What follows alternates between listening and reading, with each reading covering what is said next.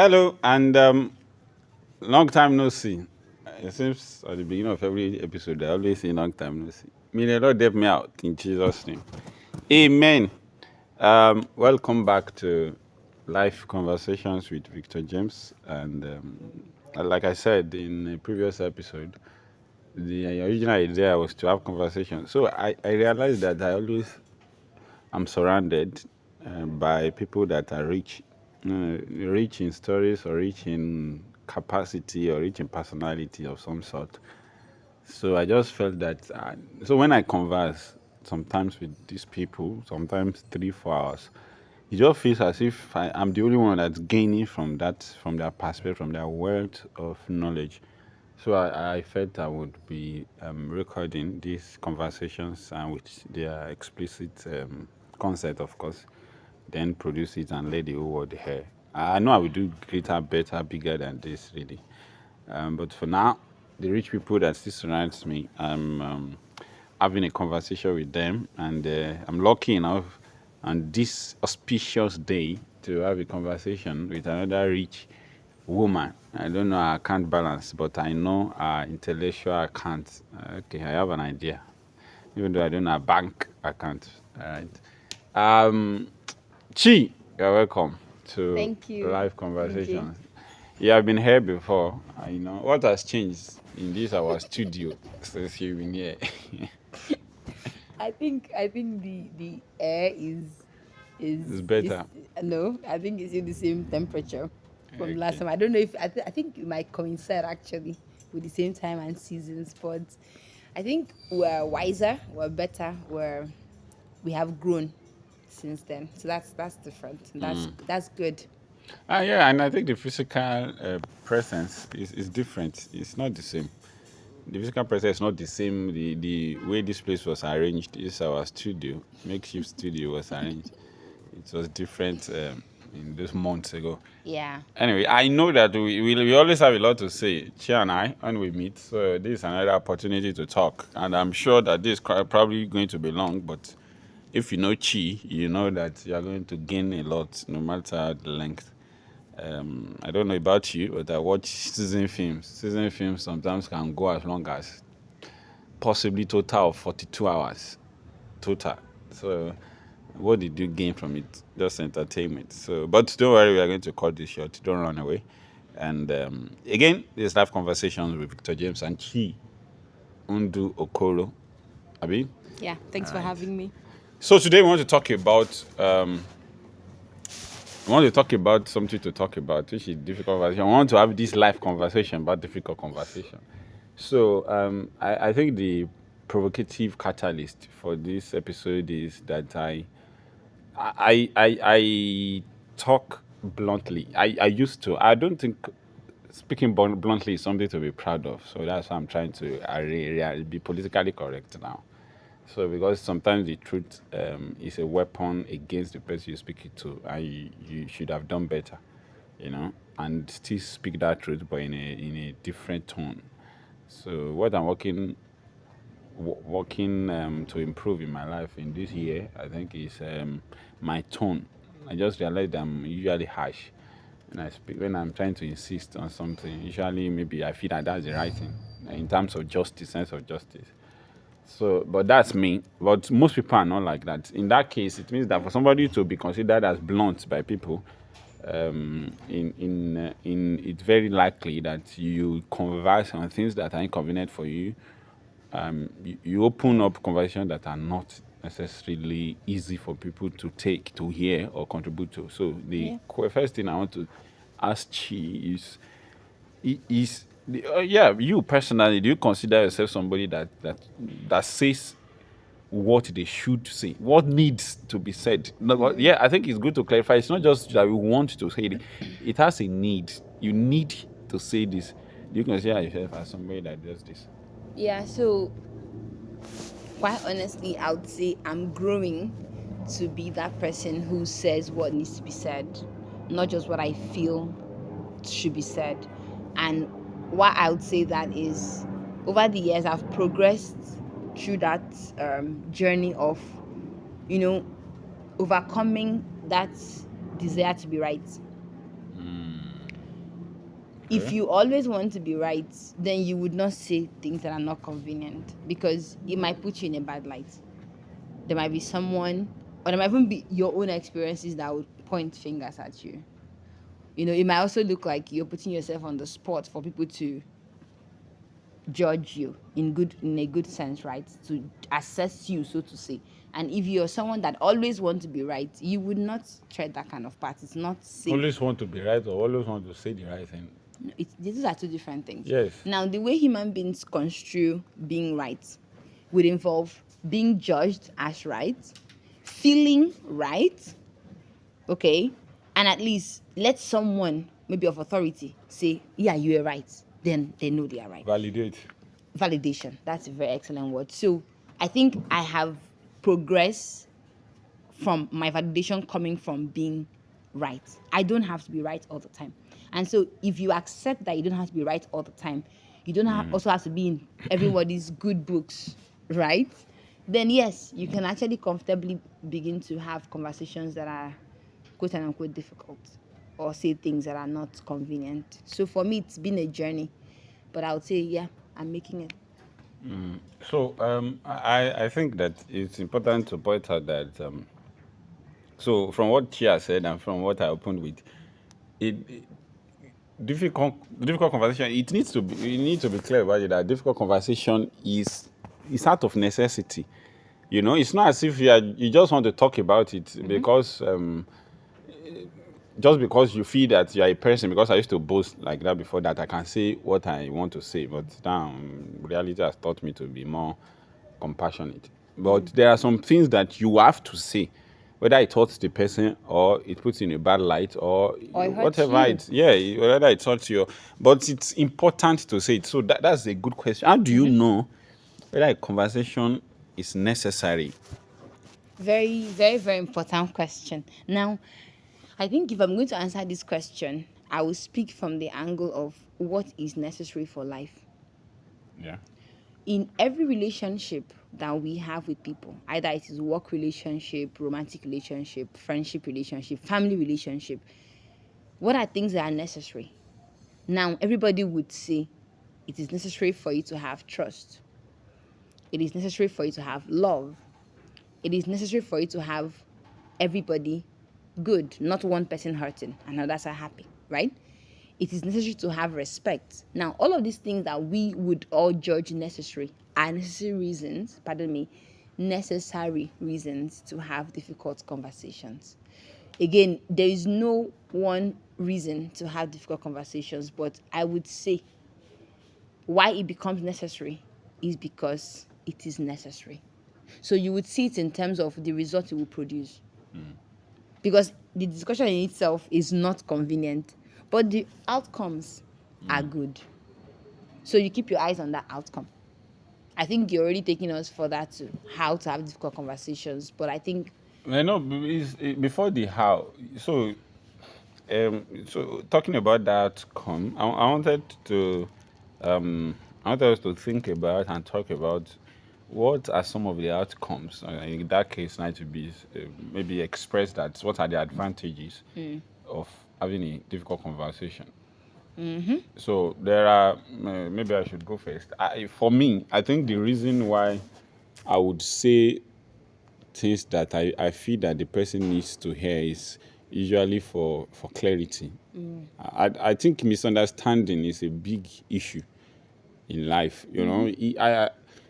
If you read about the world wars, a large part of wars starts from a conversation, some misunderstanding. It might not be ill intention. That's why you see sometimes at the end of a war, the two parties would ask themselves, why did we go ahead with this? Yeah.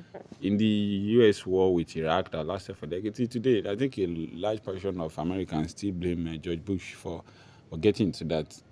So it feels as if it was not necessary. So clarity, which I would think is the opposite of misunderstanding, is important. So to be clear, somebody can come and talk about she to me today and give me a perspective of what she did. And I would pick up my weapon and say, no, let's go to her house and today is the last day she would ever breathe. But just a single sentence to add to it, and then I say, wait, maybe we should think about it. Somebody just comes from nowhere. I did this. I did this sort of test with people sometime. I said, there is a lady, a young lady, 13 to 17. She slapped a man, a driver. She came out of the car, a taxi driver, and slapped her. I slapped him rather. So immediately, it was when I was talking to some young people. All of them, they were very angry. There is no reason, they were saying. There's no reason why would somebody slap you? Saying it's disrespectful. They were very angry.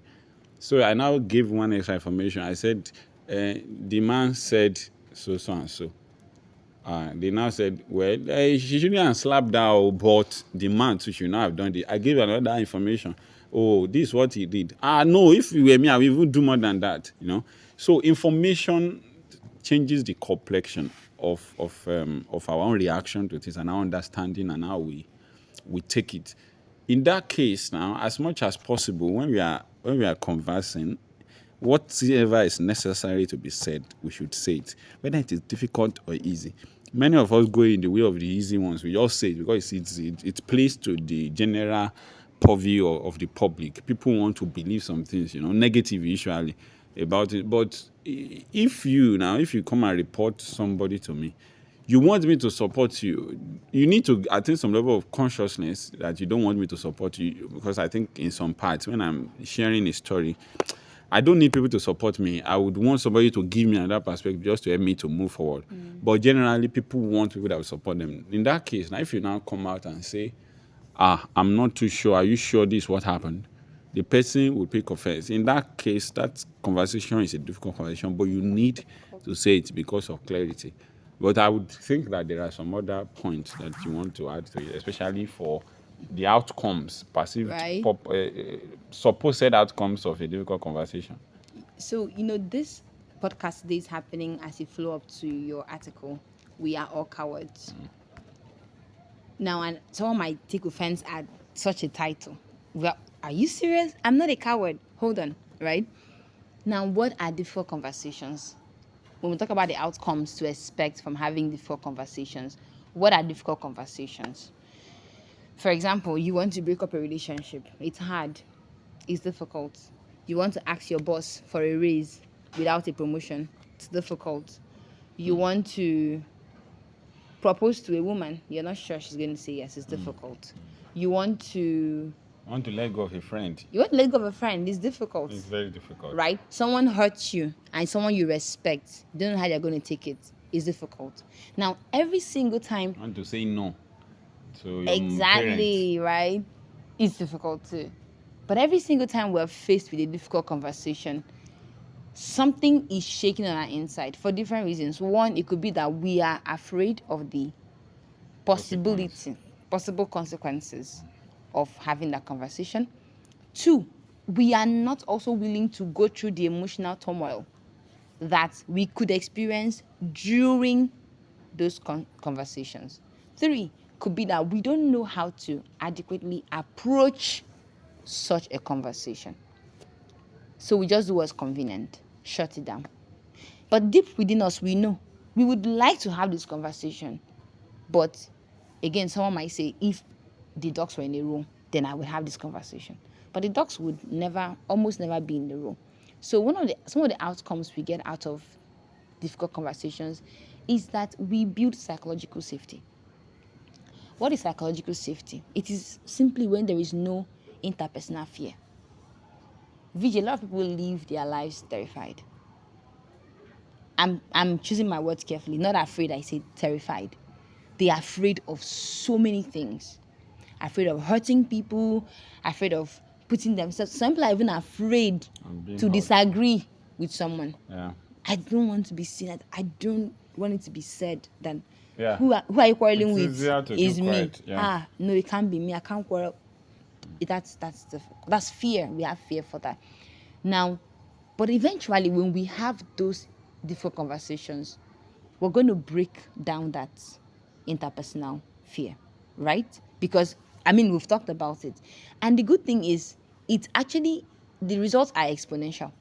The more difficult conversations you have, the more you are able to take up. Many people don't say this, but another outcome that having difficult conversations can bring is that it sets you up for success across board. I was listening to a TEDx talk a few months ago, and the woman was saying that your success in your career is tied to your bedroom. Now, when you hear that, you're going to be like, what? What are you talking about? Hold up. She tries to explain that many people, married people, right? They have some things that their partners do that are not comfortable to them, and they don't say it. Okay. For her own story was that her husband snores. For 15 years of marriage, she kept battling to sleep every night without saying it out to the man. That's very difficult conversation. Very difficult. Now, even me, I'm not sure I have the power to open up as blunt as I think I am. I'm not sure. But you see, that thing happening in her bedroom showcased her work. She shied away from things that were rightfully hers. She shied away from asking. Right? Asking is difficult too. But guess what? The day she eventually brought up to her husband, the man was like, you mean all these years this thing hurt you and you did not tell me? He had a surgery and that was the end of the snoring. And she was happy. So having difficult conversations not only help us in that relationship, we build a skill that shows up everywhere else. Yeah. The results are far-reaching. Far-reaching. And another important thing is that it breaks down shame. It takes away a lot of shame. Because, in difficult conversation, a lot of vulnerability is pop up, right? So when we can go through that journey, again, it's not easy, but when we can go through that journey, we leave that conversation not having so many things to be ashamed of. So is it everyone that we can have this with? So I need to clarify, is a difficult conversation beneficial to the speaker? I think in many cases, well, is it beneficial to the speaker or beneficial to the listener, the person you are telling, the recipient? I would say both, but more on the side of the person who is willing to bring up a difficult conversation, because there are some things the person needs to do. Okay. Yeah, but it's beneficial to both because it's a conversation. So do both parties eventually engage in it? Anyway, the other matter to speak about here is I know Chi and I belong to the same community, and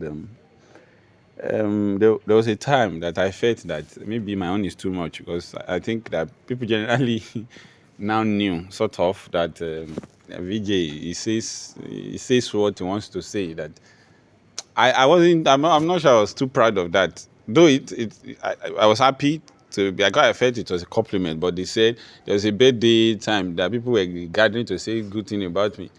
Maybe half of them would say, "Vijay, we will tell you as it is." I know that I'm proud of it too, but later I was not thinking that is it something I want to continue to do. So I remember I was sitting here. I was sitting like I was now, and I was looking over the church, and I realized that there are very few people. In fact, in that instance that day, I couldn't take more than 4 people that actually initiate such conversations around that community. And it became clear to me that if all of us, not just those 4 or 5 of us, if all of us just keep quiet, a lot of things will go wrong. And what people think is an excellent community, a lot of standard would fall, because everybody just wants to be on the safe side and just be let's allow peace to reign.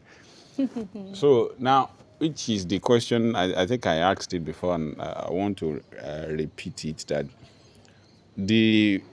if you have a difficult conversation, is it possible for you to say there are other ways to arrive at this solution without conversation? Because I think this is one of the excuses that people give themselves to now say, I will tell his leader, his parent, his friend, to tell him.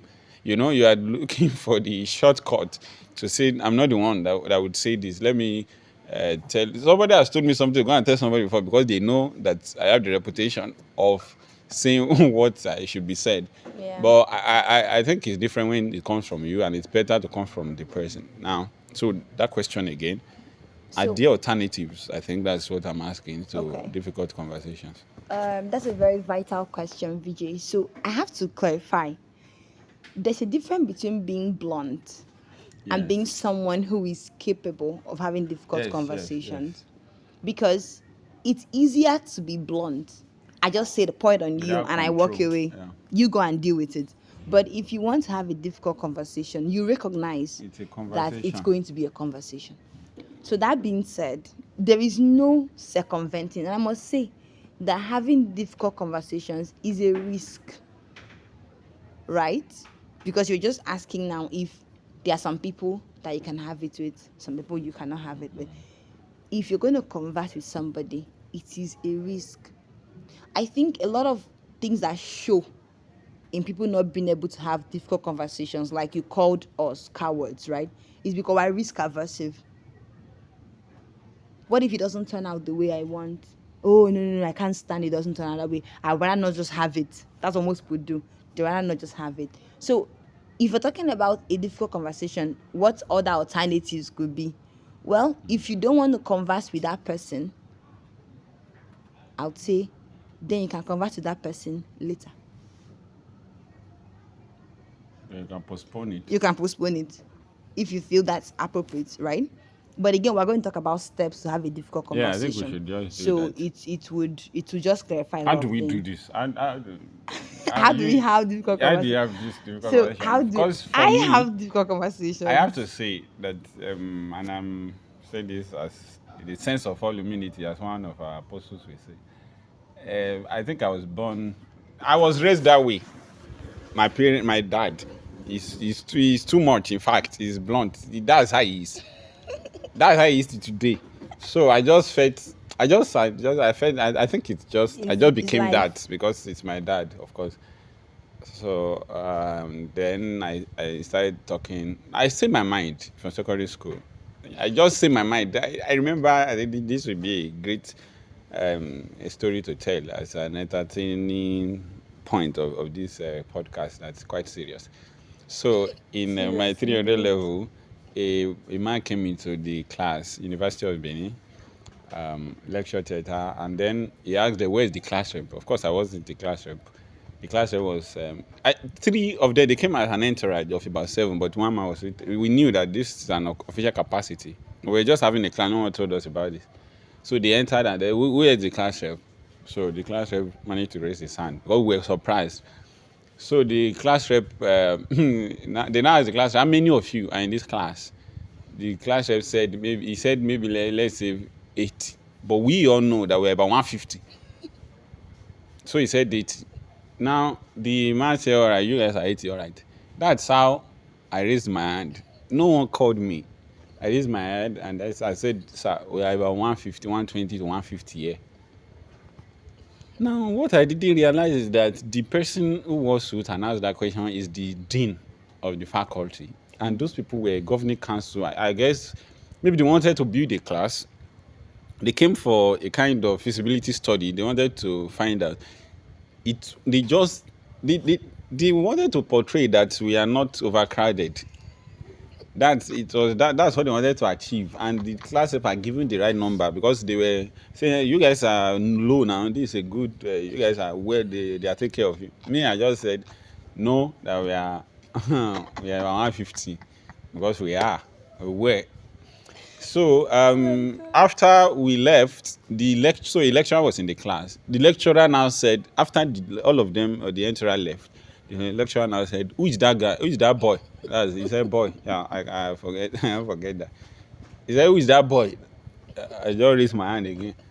He said, he just lambasted me. He said, you will go and apologize to that. That's the dean of the faculty. They said, I didn't know. Did they ask you? Can you come? I just said that. I said, okay, sir. That man is the most notorious lecturer in that department. You know? So I just immediately that class ended. I just worked. Me that I've never had any matter to do with school authorities. People were already. I guess they have some issue with me. Always saying things because they already knew then that I used to talk my mind. So they were very happy that, hey, we'll be telling you, just talk everything you want to say. I was now becoming burdened by their fight. With the DVC kill me, I be with the man kill me, whatever. I will go and see him. So I now left and went to the man's office. Hello, sir. I was now more humble when I saw the man this time. Sir, I'm the boy. I told him, I said, I'm the boy that said rubbish that time. So sorry. I didn't know. Thank God for the money. I said, no, no problem, no problem. I said, thank you. I walked back to the class as if I've overcome Goliath. They were proud of me. So after that, I think that it's been quite. It now became sort of my persona. When they wanted to vote in that class, most controversial classmates, they put my name there. So after that, I just realized that I speak that way, and I liked it. So I continued to, say what should be said. But you know it's Later a on, risk, yeah, it is right? quite risky. It is quite risky. So later on, when I now became enlightened and life slapped me here and there a few times, I decided to now mix temperance with it. So for me, I would say that I was just outright foolish at some point in my life. So I didn't even mind that. I didn't even realize that those conversations were difficult because I just wanted to say, clarify. But later on, there is a system to it, and which I think is, before you go ahead and give an answer to how we can have the conversations. My own perspective would be that there is no other choice. Having thought about it, you should be temperate in this conversation, but you should have, because there's no that there is just thinking. The way I think about it, there is no.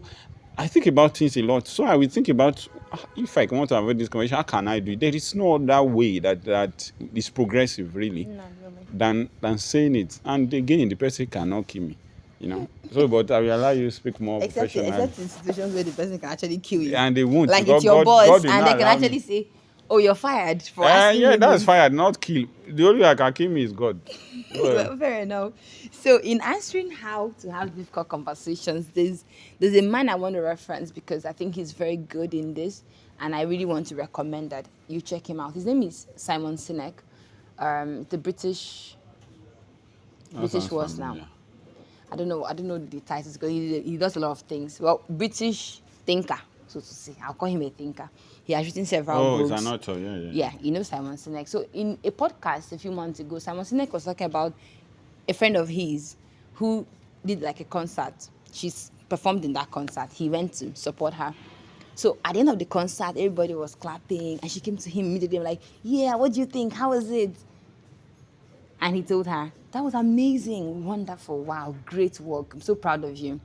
She was happy. I've Then heard the this story next before. day, he calls her over to lunch and says, "Do you want my honest feedback about the concert?" She says, "Yes." Yeah. Said that was Wow. it was the worst thing I've ever seen in form of concert. It was substandard. So he gave her the brutal feedback, the truth. But guess what? If he had given that truth At a that day point, before, I mean, that friendship might have been spoiled. okay. So you need to be in having sensitive difficult to the conversation time. is important. It's important for you to be aware. I think so. So I would say the few things I want to share as per steps in having difficult conversation involves a lot of awareness. First of all, you've got to ask yourself why. Why is this conversation important? Necessary. Now you're not asking why do I want to have this conversation? No, you're asking why is this conversation important? Why is it important that I go to my boss and talk about his salary raise? Because I'm not satisfied anymore. And if I'm not satisfied, I won't give my best and it would affect the business. Yeah. You need to know your why, because when you go into that conversation, that's we call it your NUTS, N-U-T-S, non-utterable terms. That's what you're going to hold on to. You're going to hold on to it like nothing can take it away from you, because emotions will fly left and right to try to attempt to snatch your NUTS away from you.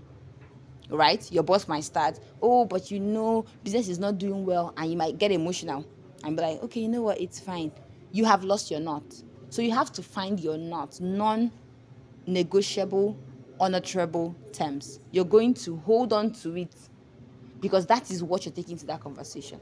So if it's a conversation you are going into because you want to clarify things like you said before, go in with that understanding. So even if you hear things that don't make you happy, don't lose sight of why we're doing this clarification.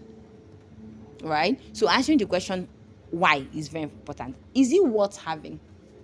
Because there's some things that are important, but it's not worth it. You can let it go, right? Is it really worth it? Is it important that we have this conversation? Again, you want to ask yourself, what would likely happen if I don't have this conversation? So let's assume this doesn't happen. What will happen? So you review it. If you think that's a good way, that's a good thing you want to go through, then let it go. Then second step, I would say, is identify the possible difficulties. There are some difficult conversations you go into, you know the difficulties. Oh, we might be interrupted. We're talking about this. Okay, so I get to re-strategize. Again, like someone I respect says, don't have any difficult conversations until everybody have rested, is well fed, and is not in a hurry. That would give room for procrastination. Well, that means you got to set it. You got to set it up now. You've got to set things in place, because again, you are trying to. Because now, you want to say, I want to talk today. Oh, sorry, he has not eaten. Oh, okay, maybe tomorrow. Oh, sorry, he has not rested. That's you know how when I call people on the phone and they pick, first thing I ask most time is it a good time to talk? Okay. I think it does a lot of good, because you are the one that knows what's in your mind. Yeah. You want to ensure that the other person is on the same plane with you, so that you don't get the feedback you're not expecting and you're hurt, something like that. So identify the possible difficulties and then find a way to resolve them. And one of these difficulties could be your emotions. You know, you could be going into that conversation with your boss carrying some acrimony already for him or her.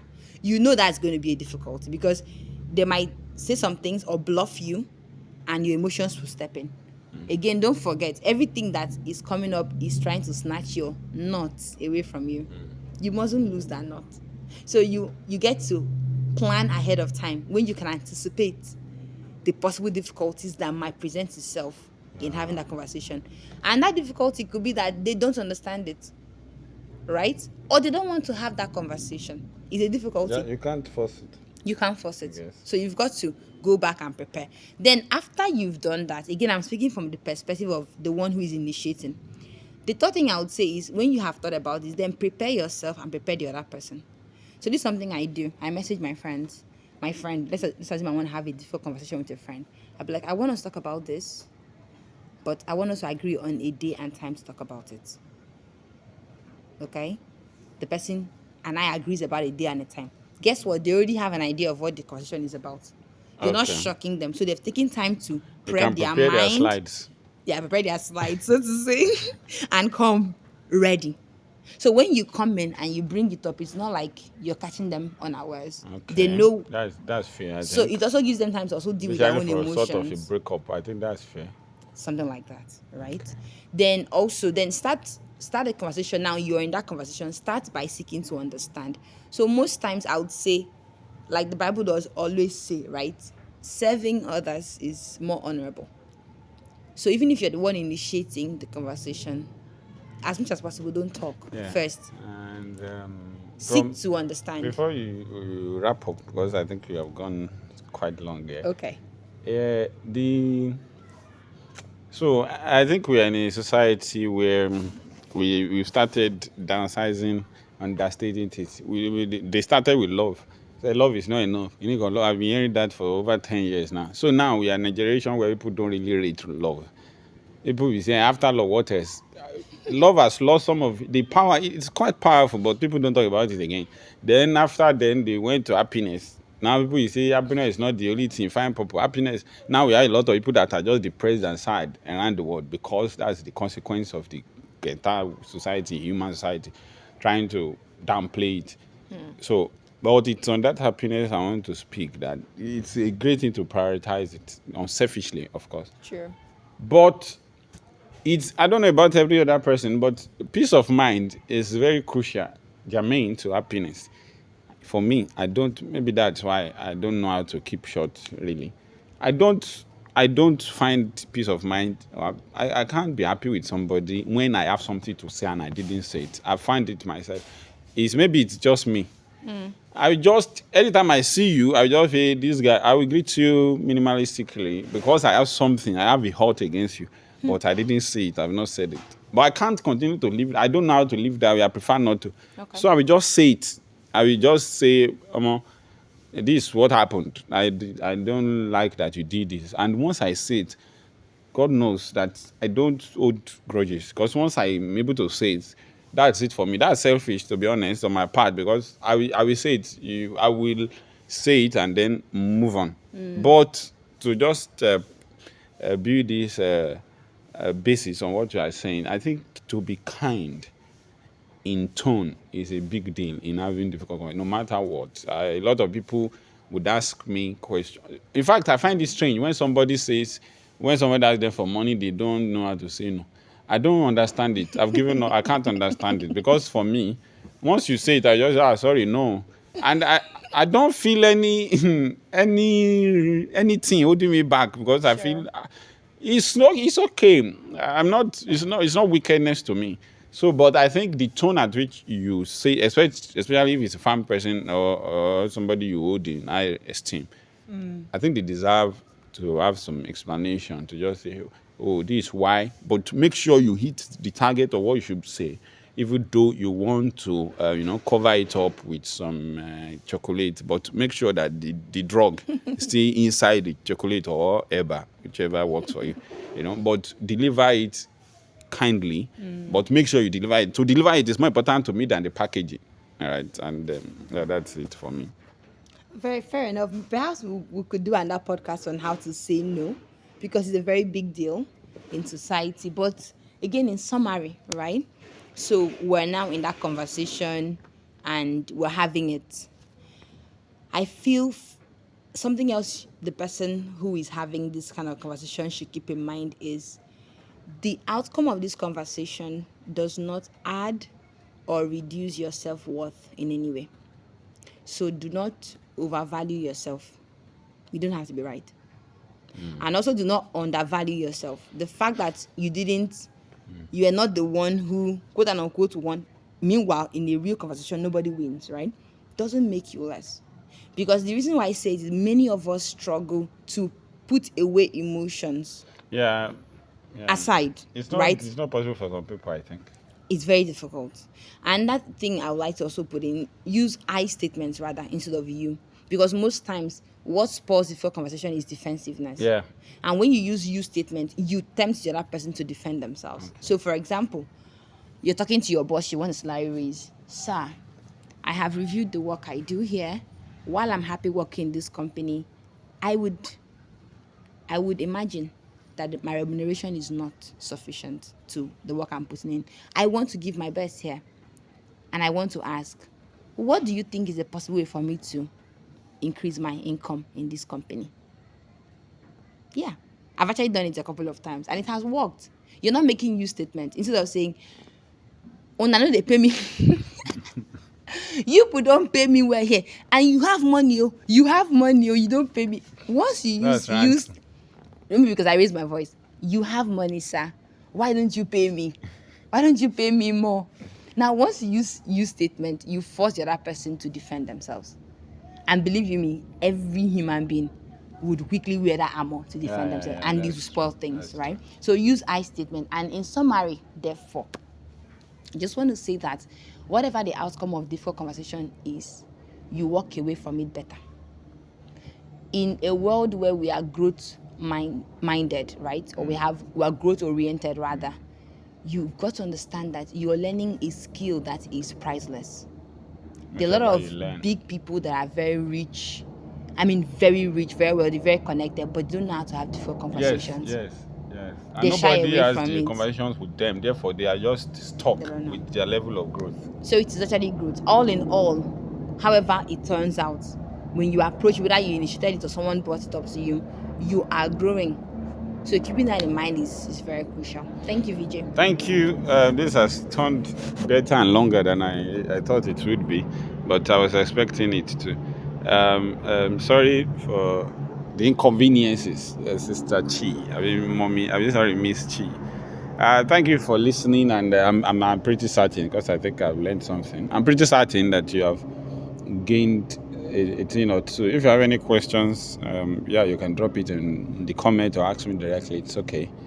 I will try and raise that difficult conversation with you and answer the question. And of course, if you have anything against Chi or myself, let us know. And let's start the difficult conversation from there. But please package it with chocolate, all right? So that you don't change it for ourselves. God bless you and have a nice day, have a nice week, have a nice life. Bye-bye. Bye-bye from... Bye, guys, and keep being better. Keep being 1% better every day. Every day. Bye-bye.